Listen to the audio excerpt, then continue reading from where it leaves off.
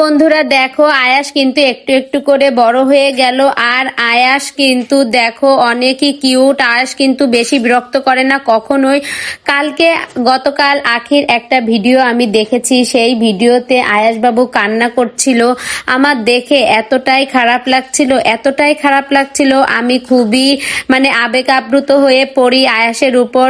ছোট বাচ্চা, এখন তো তার বাবার কাছেই থাকার কথা ছিল, বাবার আনন্দ আদর সবকিছুই পাওয়ার কথা ছিল। তো দেখো একা একাই কিন্তু বড় হয়ে যাচ্ছে। বাবা ছাড়া পৃথিবীর কোনো কিছুই তো থেমে থাকে না, সবই ছোট থেকে বড় হয়।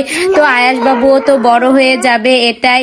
তো বন্ধুরা, এই ভিডিওটা সম্পর্কে তোমাদের মূল্যবান মতামত কমেন্ট বক্সে জানিয়ে যেতে কিন্তু ভুলবা না।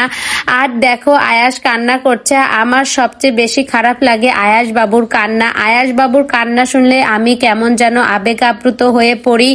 তো বন্ধুরা কি করব, ছোট বাচ্চাদের কান্নাকাটি আমি একদমই দেখতে পারি না। আর সারাক্ষণ যেহেতু আয়াসের ভিডিও দেখি, সেহেতু আয়াসকে মনে হয় যে নিজেদের কাছের একটা বাবু। তো বন্ধুরা, তোমাদের এই ভিডিওটি কেমন লাগলো প্লিজ ভিডিওটি যদি ভালো লেগে থাকে তাহলে একটা লাইক করে আমার পাশেই থাকবা। ধন্যবাদ।